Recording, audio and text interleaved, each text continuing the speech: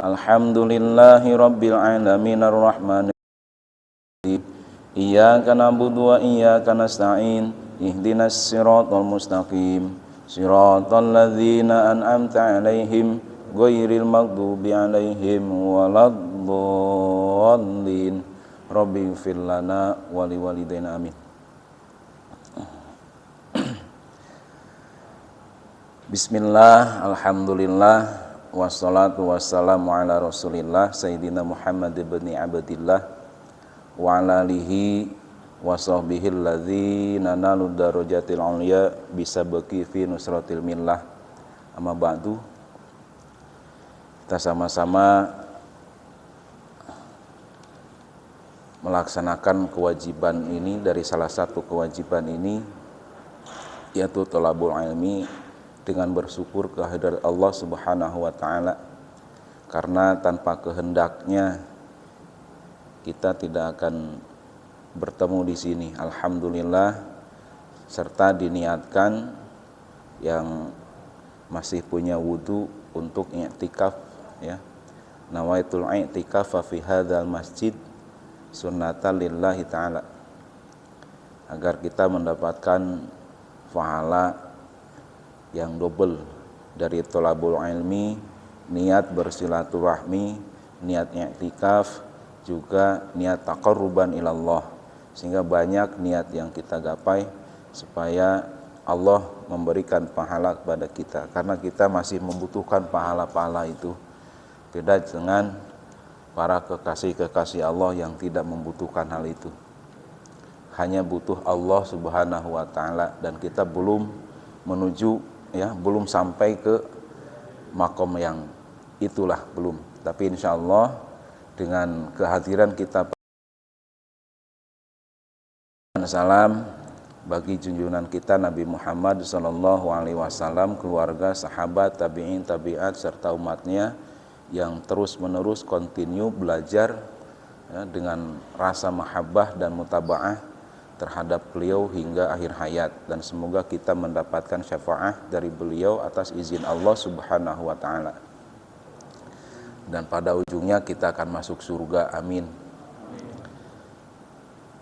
Yang terhormat para pengurus masjid yang selama ini terus eksis dalam berdakwah, baik dengan sesuatu yang mereka miliki dan juga ide-ide terbaik dengan peribadahan baik mahdzah atau ghair mahdzah. Semoga para pengurus masjid ini semuanya yang ada di Kondang Jaya selalu diberikan hidayah dan taufik hingga akhir kehidupannya. Juga yang saya muliakan para jamaah, mohon maaf saya duduk di sini tidak serta-merta ada keinginan sebetulnya, ya. Cuman keterpaksaan karena guru kita semua ada kegiatan, ya. Informasinya sih udah sampai Malang, ya, mau ke Malang dari kemarin. Betul, Cak? Kemarin berangkat, ya?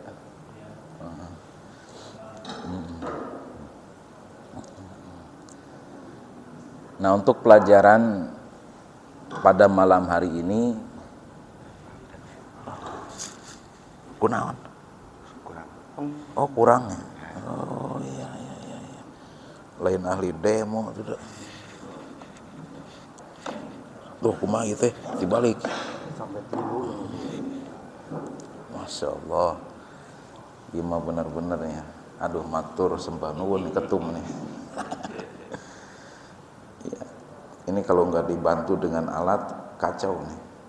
Takutnya salah melihat huruf, nanti salah maknanya.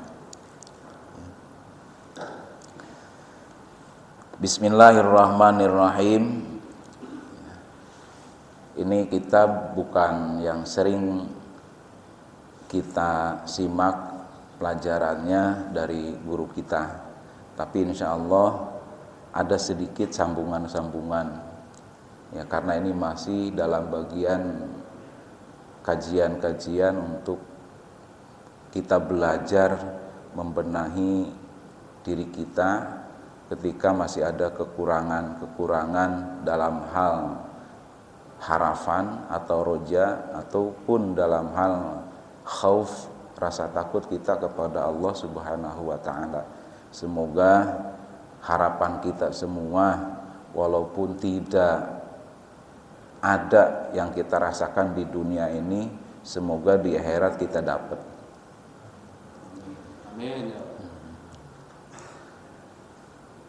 Bismillahirrahmanirrahim. Wal maqalatul khamisah, lan utawi maqalah kaping 5 iku an Umar radhiyallahu an, kabar niki ketrimo saking Sayyidina Umar radhiyallahu an, annahu satuhune Sayyidina Umar iku qala dawuh Sayyidina Umar maqufan alaih au marfu'an ila Nabi sallallahu alaihi wasallam. Dawuhnya Sayyidina Umar ini, ya, hadisnya ada yang mengatakan ini hadis mauquf yang dimiliki oleh Sayyidina Umar sendiri. Ada juga yang mengatakan bahwa hadis ini adalah derajatnya itu marfu', yang harus disampaikan pula dan diperjelas oleh Nabi Muhammad SAW. Jadi yang namanya hadis mauquf itu sesuatu atau hadis yang diriwayatkan dari sahabat akan tetapi tidak melewati pada Nabi Muhammad SAW. Nah, kita harus tahu. Ya, tahu nanya ini derajat hadisnya apa? Ya, derajat hadisnya mauquf. Apa yang disebut mauquf?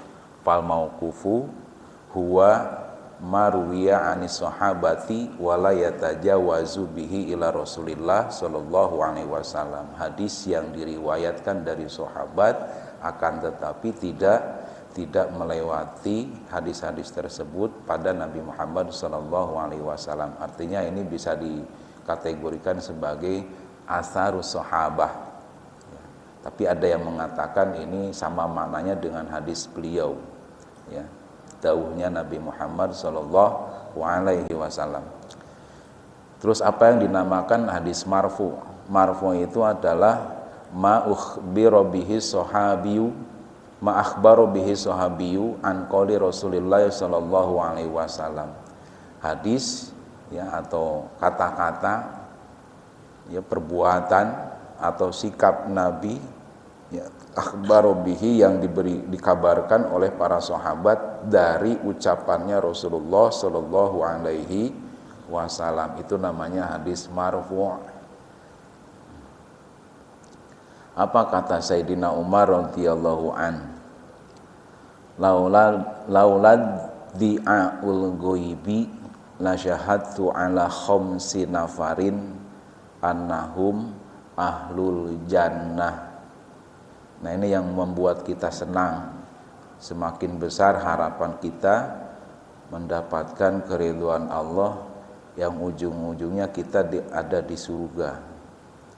Andai saja tidak ada doa orang-orang yang tidak bisa kita tentukan siapa mereka yang mendoakan kita, atau kita sendiri yang melakukan hal itu mendoakan orang lain tanpa harus bilang sama orangnya. Kan kita masuk rada keren teh mendoakan seseorang dalam keadaan tidak tahu orang tersebut, itu bagus. Ya, bagus sekali. Atau pengakuan seseorang dalam dirinya. Wah, kalau ndak ada saya mah ini kacau nih. Nah, jadi hilangkanlah sedikit-sedikit. Kalau bukan ada saya ini nggak bakalan jadi. Ya, sedikit-sedikit walaupun itu dilihat oleh banyak orang. Nah, andai saja kata Sayyidina Umar tidak ada pengakuan terhadap sesuatu yang gaib, artinya kita akan menyaksikan bahwa ada semacam neraka, surga, rizki, jodoh, atau apapun itu kebahagiaan yang tidak bisa dilihat. Begitupun kebahagiaan kita ketika mendoakan seseorang dan orang tersebut yang kita doakan tidak mengetahui doa kita. Ya, doa seperti semoga sukses orang tersebut ya Allah, nah gitu kan. Pas setahun kemudian benar jadi sukses, kita silaturahmi misalnya. Nah, silaturahmi, ini sampean selama 1 tahun saya doakan terus. Itu. Nah, ya udah diem aja lah, diem.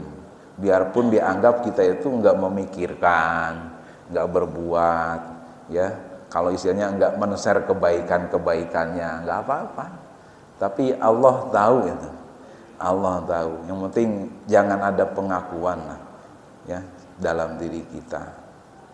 Nah, seperti apa lagi contohnya orang yang tidak mengakui bahwa hal tersebut dapat menghantarkan dirinya ke dalam surga. Banyak contohnya ya, insya Allah di sini nih, ya.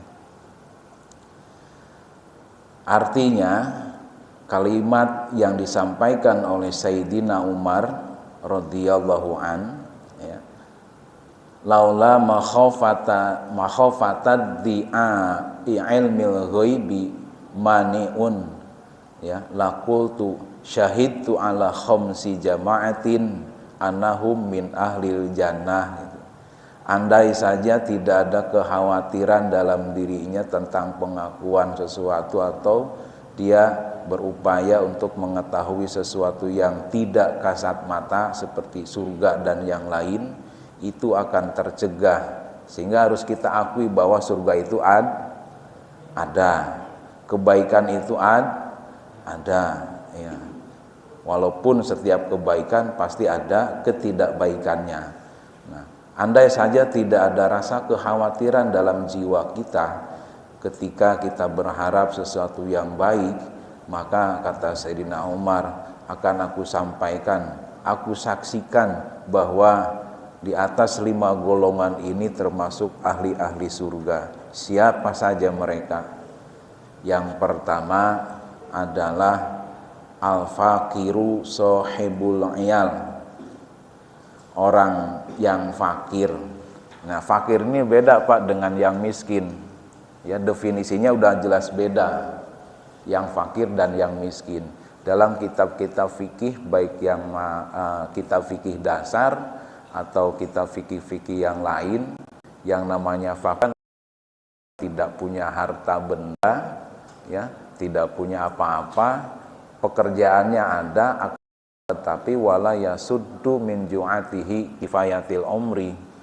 Itu tidak cukup kebutuhannya. Contoh seperti orang kaman yahtaju ila asyaratin, akan tetapi dia mendapatkan misalnya dalam sehari-harinya itu kebutuhan pangannya itu 100%, misalnya 50.000, ya, untuk satu keluarga. Nah, yang fakir ini jadi 100%, ya, 50.000 itu anggaplah 100.000 lah gitu ya, biar nggak bingung.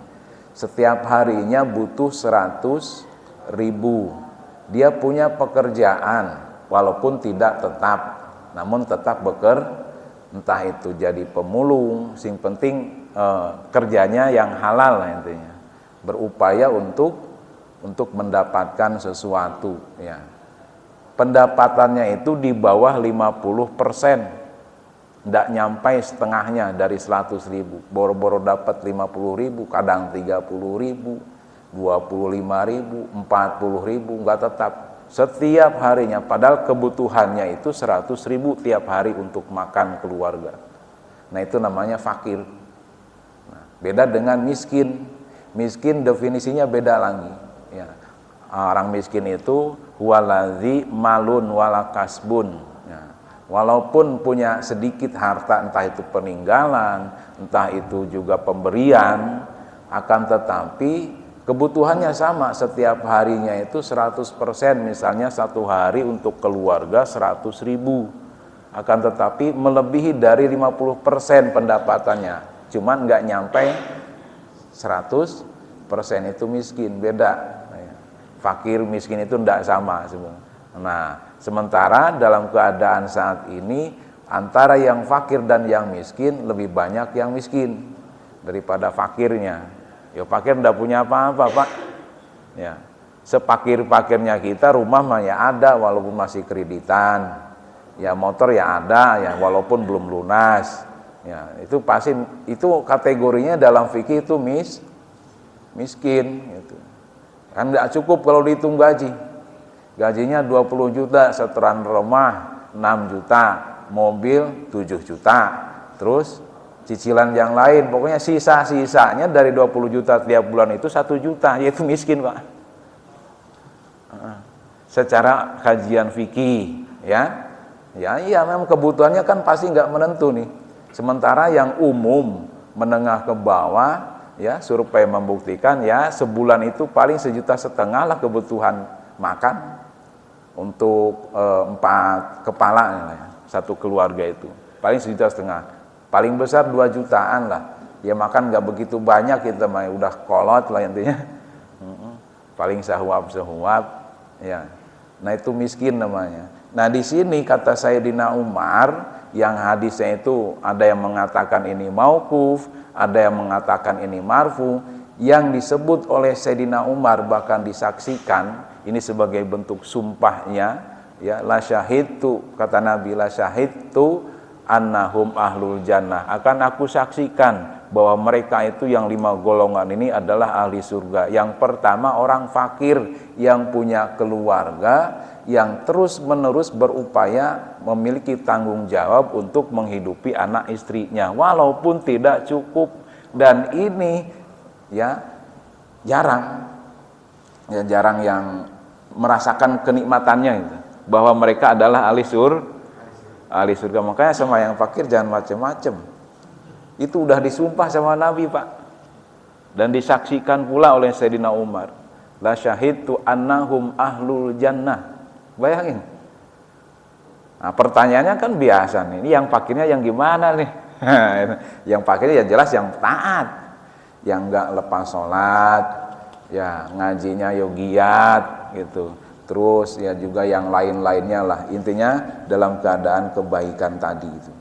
Jadi orang yang punya orang fakir yang punya keluarga, yang dia punya kemungkinan untuk mengurusi keluarganya, watajibu nafaqatu alaih ka'amdih wa mru'atih wa waladihi shagir, tetap berupaya untuk menghidupi keluarganya. Inilah ahli surga. Nah, yang kaya di sini nggak diceritain, Pak. Dalam kaul ini nggak ada. Yang kaya gimana? Yang nggak usah dibahas itu mah. Ya, pasti bisa beli surga maksudnya gitu. Udah bisa beli surga soalnya, nggak usah capek-capek. Ya, kalau yang fakir mah udah itu mah udah jelas. Dari upayanya sendiri dia meridhoi keadaannya, mengurusi keluarganya, tidak pernah berbuat jahat, zalim terhadap sesamanya. Ini jelas ahli surga. Tidak usah banyak pengetahuan sing macam-macam, berarti punya tanggung jawab di keluarga. Siapapun kita ini orang fakir semua, fakir ilmu, fakir keimanan juga, fakir ya segala fakir lah, fakirur rahmah, fakir magfirah, ya butuh ampunan, butuh rahmat, butuh kasih sayang kepada Allah Subhanahu wa taala dari Allah. Ya, semuanya kita nih fakir secara hakikat.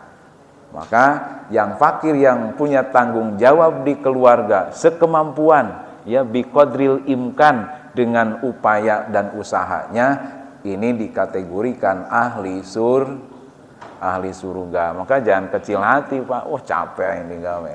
Kalau lihat-lihat status orang-orang itu kan banyak lah ya. Cuma saya jarang lihat-lihat status kayak begitu. Udah nggak aneh. Ya, biarlah lelah menjadi lilah. Ngaco aja. Iya. Orang fakir mah udah capek dari awal, nggak pernah bikin status. Ya udah disaksikan bahwa itu ada ahli surga loh. Pede aja dia mah capek oke kan. Kita biarkanlah lelah kita menjadi lilah. Padahal mah aral gitu. Pas istrinya minta apa gitu, kemarin juga udah dikasih, minta lagi. Ya tulus ahli surga pusing deh. Nah itu kan jadi ahli surga deh. Kerja jadi ahli surga lagi. Pulang ke rumah pusing lagi. Kerja ahli surga lagi. Pulang rumah mumet lagi. Ya pokoknya yang punya tanggung jawab lah intinya, punya tanggung jawab di tengah-tengah keluarga. Itu yang pertama. Berarti kita sebagai pimpinan keluarga tetap ya punya rasa tanggung jawab terhadap keluarganya. Nah, mudah-mudahan kita nih masuk dalam kategori ini nih.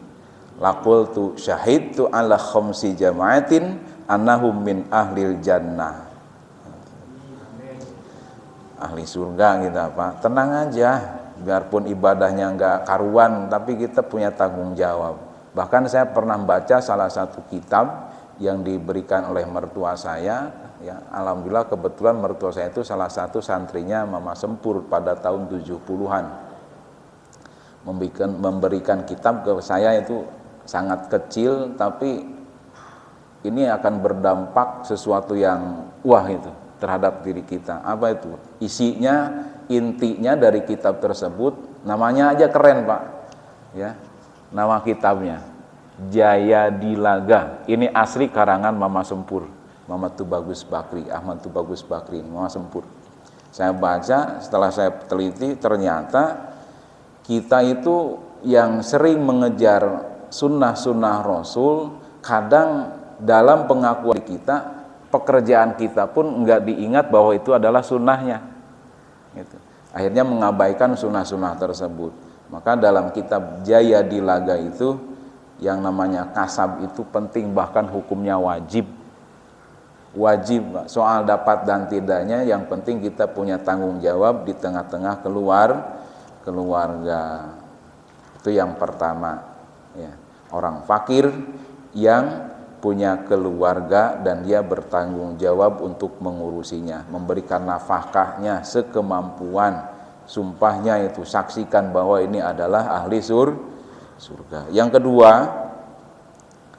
wal mar'atu lan wong wedok, istri ini bojone wong ya. Wal mar'atu lan wong wedok arrodi kang rido anha saking awaiku mar'ah sopo jauzuha ya, sopo jauzuha mar'ah.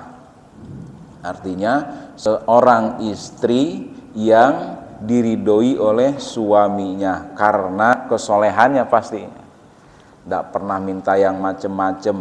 Kebetulan suaminya fakir ya, motornya butut, itu pun lumayan dapat hibah dari orang, alhamdulillah. Nah, cuman istrinya selalu ridho terhadap suaminya, dan suaminya pun ridho terhadap istrinya, saling meridhoi, menerima akan segala bentuk kekurangan dalam dirinya. Ya, dalam hal apa ini?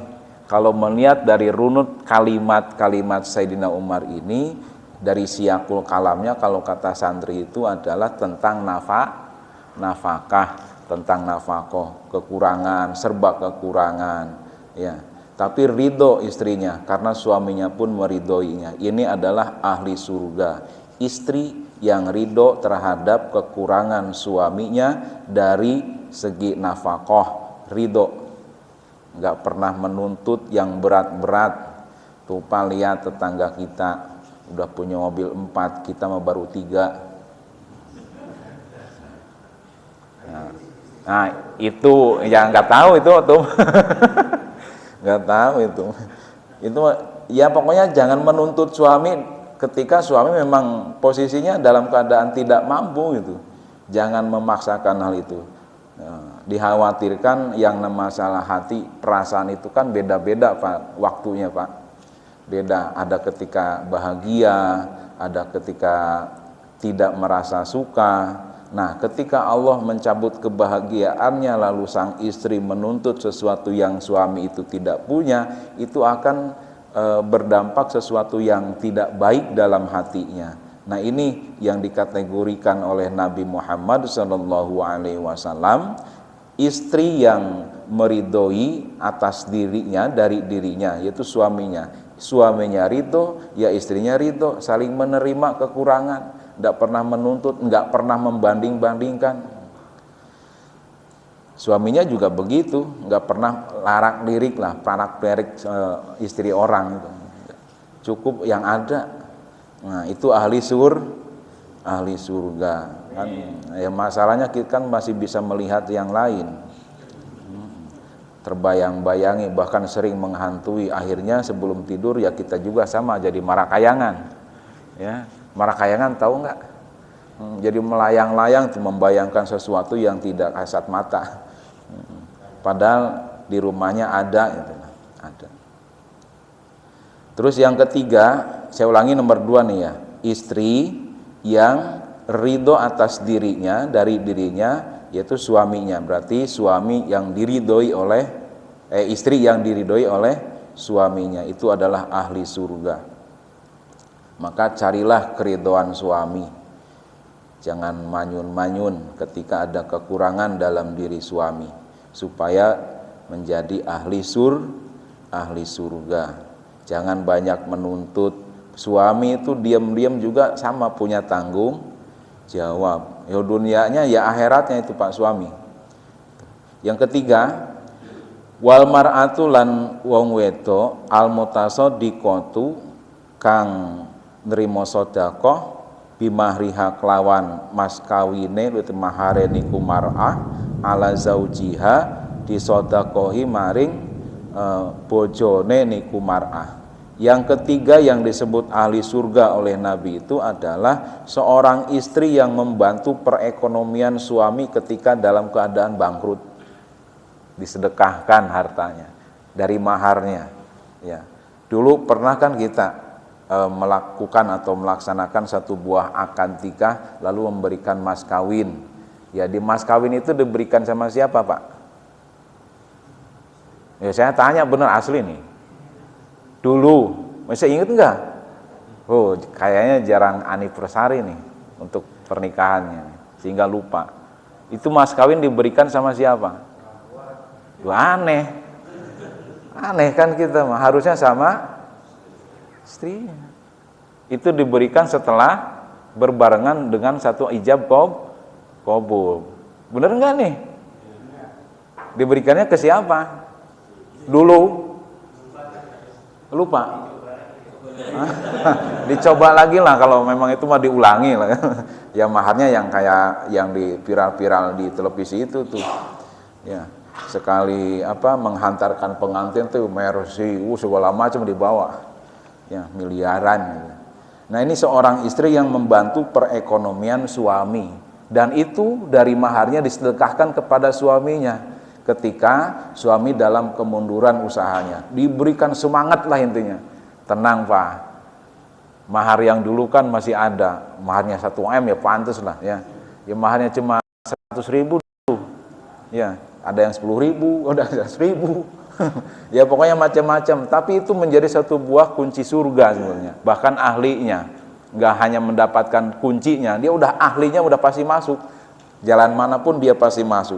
Seorang istri yang membantu perekonomian suaminya ketika suaminya itu dalam kemunduran, ekonominya itu kurang, usahanya bangkrut atau melemah. Ya seperti kemarin-kemarin tuh, tahun-tahun kemarin waktu Covid, ini kan pada bingung semua. Ya istrinya berjibaku tuh, ada yang dagang kue, ada yang apa tuh. Pokoknya bertahan hidup lah intinya itu. Mempertahankan hidup keluarga. Istri ini yang bertindak sekarang. Yang tadi kan suami, sekarang istri ini seimbang. Ya, keseimbangan di keluarga ini ternyata kalau saling meridhoi dan saling support dalam segi perekonomian bisa menjaga harta suami, ketika suami dalam kekurangan juga menyupport suaminya dengan apa yang ia miliki. Kan yang namanya nafkah kita wajib ke istri ya Pak? Wajib enggak Pak? Itu sering pakai niat enggak? Padahal itu ibadah loh. Enggak ya? Oh, pokoknya mah ngasih-ngasih baik lah, biasanya begitu kan. Harusnya kan ada dalam hati kita nih. Niatkan bahwa ini adalah pelaksanaan kewajiban loh Pak. Nah maka kajian-kajian oleh Amak Sempur dalam kitab Jayadi lagi itu jelasin sampai ke sana Pak. Bahwa nafkah itu wajib, kita harus punya niat Pak. Niat ini sebagai bentuk kewajiban saya Allah. Kewajiban saya nafkah. Ngomong kalau bisa sama istrinya, "Mah, nafkah saya hari ini." Berapa Pak? Ya biasa kayak kemarin 10 juta sehari. Sehari 10 juta ya alhamdulillah kan. daripada 1 juta manyun. Ya, sebulan lagi 10 juta pokoknya. Nah, si istri ini bisa menjaganya. Walaupun itu udah hak istri loh, Pak. Mau diapain ya terserah. Mau dibeliin cincin kek, mau dibeliin mobil kek, mau dibeliin rumah lagi kek sama istrinya, terserah. Mau dikasihin sama orang itu terserah. Cuman masalahnya si istri punya kewajiban menghargai dan menghormati suami. Mau apa-apa harus bilang dulu sama suami. Jangankan yang sunnah-sunnah, Pak, yang wajib aja. Kalau ndak ada izin dari suaminya, terus suaminya ndak ridho ketika melaksanakan kewajiban, ini akan bermasalah, Pak, buat dirinya. Contoh ketika seorang istri melaksanakan puasa sunnah, bagus, iya, tapi ndak ada izin dari suaminya. Misalnya ketika hari Kamis, terus suaminya pulang pas mendekati asar atau apa itu, atau mungkin pagi jam 9 pulang, ya, pulang pagi lah suaminya. Terus ada pas keinginan, terus si istrinya bilang, Pak, saya lagi puasa. Wah, itu gagal semuanya, Pak. Lagi puasa sunnah padahal. Sedang sholat misalnya, si istri sedang sholat, suami memanggil, ya, memanggil, terus istrinya tidak jawab. Nah, ini kan sesuatu yang berdampak negatif terhadap sang istri. Jawab aja udah. Cuman kan halus saling pengertian tadi, ya, kategorinya kalau kalimat di sini kan nomor 2 itu ridho, saling meridhoi, harus saling memaklumi, ya, harus saling memahami, mengerti semuanya dalam kondisi apapun. Nah, terlebih dari masalah nafkah tadi, ketika seorang istri memberikan support dari apa yang dia miliki, hasil dari pemberian suami dari bentuk nafkahnya, terus ada kemunduran dalam usahanya, dia support tuh. Dia support. Kata Nabi, ini ahli surga nih. Istri yang seperti ini ahli surga. Kan judulnya beda, di lapangan itu beda, Pak. Ketika suami punya utang, beda sama istrinya. Istri punya utang minta ke suami. Nah, kalau suami punya utang, beda judulnya sekarang. Beda. Masa sih ngomong nggak ada? Nah, ini kan kadang ada sesuatu yang ini, maka butuh keadilan. Maka dalam surat surat An-Nur apa tuh ya? Bukan, surat An-Nisa. Ya, wa ashiruhunna bil ma'ruf tuh ya. Surat apa lah? Ada yang tahu? Wa ashiruhunna bil ma'ruf itu, ya, itu harus menyeluruh karena ada alif ziyadah di situ. Ya. Yang maknanya itu musyarakah, artinya harus bersama-sama dalam kebaikan. Si istri juga punya saudara. Awas jangan semata-mata saudaranya sendiri tidak lapor ke suami. Karena nafkah tadi udah hak istri, lalu main berikan saja. Tetap harus ada keseimbangan dalam kebaikan. Takutnya nanti si suami juga punya saudara, ketika ada kebutuhan habis sama istrinya karena diberikan haknya semuanya terhadap saudaranya, timbul kecemburuan di tengah-tengah keluarga tadi. Ini yang akan berdampak terhadap keluarganya itu sendiri, sehingga yang namanya murka Allah, mohon maaf dalam masalah ini, berarti Allah itu benci sama orang-orang yang seperti tadi. Di tengah keluarga aja tidak ada yang beres. Ini masalah ngajarin umat. Aduh. Nah, maka ayo kita sama-sama belajar. Kita punya saudara kandung, punya saudara ipar, harus ada kebaikan semuanya. Nah, maka istri dan kita sebagai suami harus memiliki kesadaran tingkat tinggi, sehingga saling memaklumi, saling memahami, saling meridhoi. Itu harus dimusyawarahkan sebelum ada tindakan. Bicara dulu mending ngomong heula lah, ya. Harus ada musyawarah, ya. Wasyawirhum fil amri kullih, itu semuanya dalam hal kebaikan apapun judulnya. Nah, kita kembali nomor 3 nih, istri yang mensedekahkan maharnya atas suaminya karena membantu perekonomian keluarganya. Kata Nabi, annahum ahlul jannah, istri seperti itu menjadi ahli surga. Maka jadikanlah istri kita sebagai ahli surga. Ngomong kalau memang nggak punya apa-apa kita, ya isyaratnya apa gitu. Misalnya butuh rokok, ya ngomong aja gitu. biar istri itu jadi pahala itu, mensedekahkan nafkahnya disedekahkan kepada suaminya, hanya sebatang rokok suaminya seneng, udah itu rahmat turun semua itu ya, rahmat semuanya turun ke dalam rumah itu semuanya, terus malaikat doain semua itu. Istrinya menyenangkan suaminya dalam hal kebutuhannya, suaminya punya tanggung jawab untuk menghidupi keluarganya, ahli surga semua Pak. Maka jangan arah lagi ya, ojong rusulo lah intinya. Walaupun capek, anaknya nakal-nakal, yang kecil apa lagi, itu ahli surga, yakin itu. Kalau tidak yakin kepada Nabi, ke Sayyidina Umar, ke siapa lagi kita? Asal jangan yakin ke saya aja, saya belum seperti ini soalnya. Belum seperti ini. Itu yang nomor 3. Nomor 4, wasaksu ar-radhi anhu abawahu. Nomor 4, mertua yang meridhoi menantunya. Nah ini agak perbedaan dikit, naik kelas nih dikit nih. Tadi yang fakir udah beres, punya tanggung jawab, nggak ada sih ngomong lah, mertuanya wis nerima segala macam. Nah ini yang keempat nih, yang keempat. Kadang-kadang ada pihak ketiga Pak, yang ngomongin keluarga kecil kita itu, entah itu dari orang tua kita sendiri karena melihat kekurangan istri anaknya, berarti mantunya. Kamu itu anak laki-laki udah ganteng kaya, dapat istri kayak begitu sih, kerjaannya begitu, ngomentari terus pokoknya.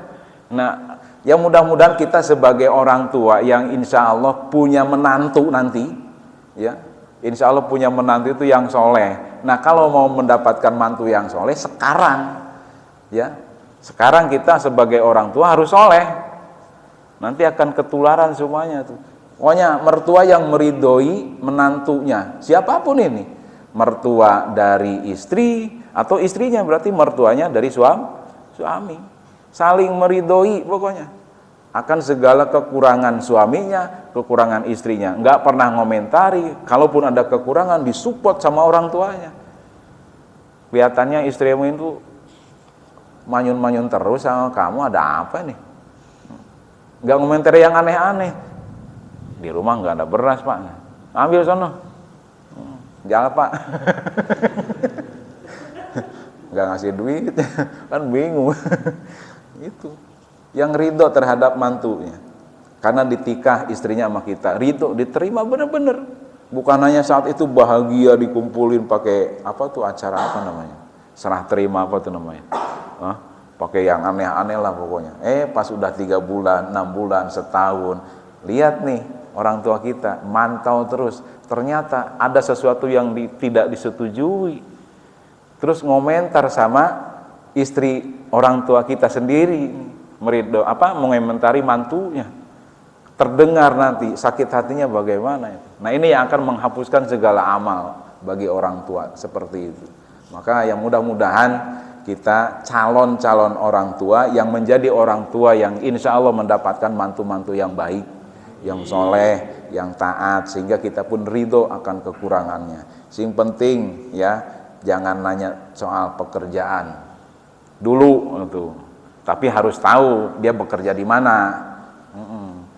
Kalau udah tahu kan nggak usah nanya Pak, jangan nanya. Siapa ini? Ini mau ini anak istrinya nih, ya, putrinya. Kerjanya di mana Dek? Nah diam dia karena nggak kerja nantinya.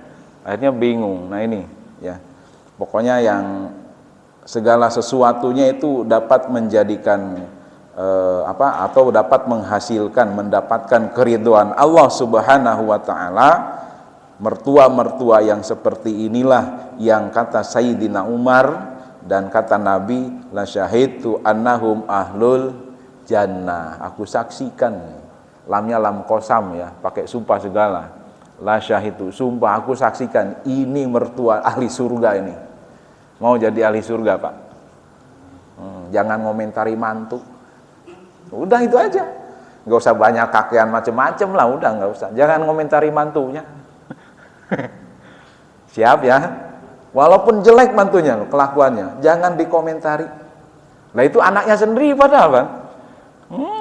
Hakikatnya itu anaknya sendiri loh. Gimana sih?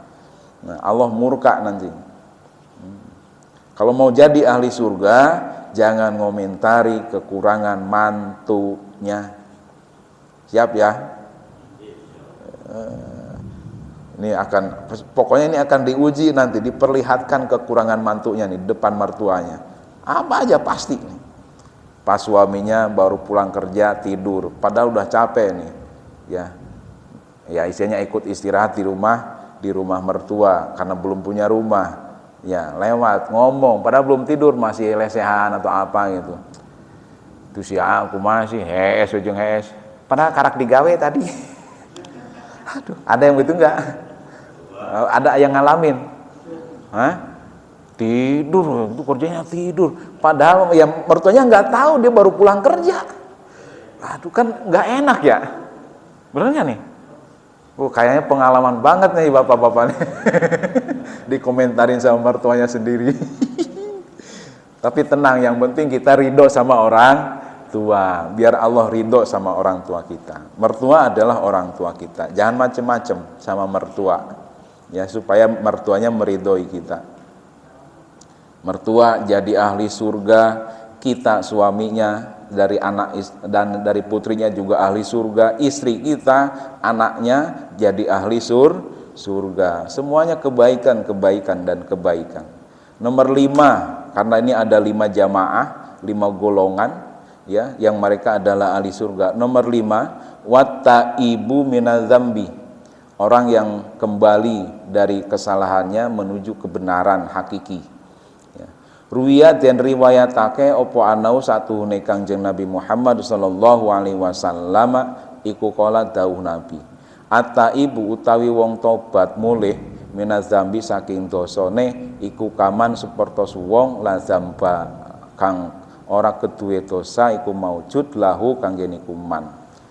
Ini dawuhnya Kangjeng Nabi, ini hadis riwayat Al-Baihaqi, orang yang bertaubat kembali kepada Allah, tobat dari dosa, dari kesalahannya, lalu mengulanginya untuk memperbaikinya, itu sama artinya tidak punya dosa. Kita pernah memarahi istri karena kurang ridho akan sikapnya, belum bisa ini segala macam, yuk kita perbaiki. Itu sama artinya tidak ada dosa.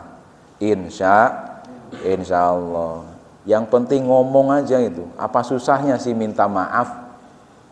Ya, apa susahnya minta maaf? Kadang-kadang omongan kita, ya saya sering mengalami hal ini tanpa kontrol sebetulnya. Dan ini ternyata setelah saya periksa ya ke macam-macam guru, ahli-ahli spiritual yang cukup mumpuni, ternyata ada sesuatu amalan nih bahaya juga sebetulnya kalau tidak ada ini. Dulu saya pengamal hijab itu apalah pokoknya. Ya, ternyata ketahuan juga sama guru saya nih. Udah jangan di ini lagi, ini bahaya, asli bahaya Pak. Nah maka orang yang kembali dari hal-hal seperti ini sehingga membebani dirinya sendiri dalam hal dosa itu, awas, hati-hati dengan dosa.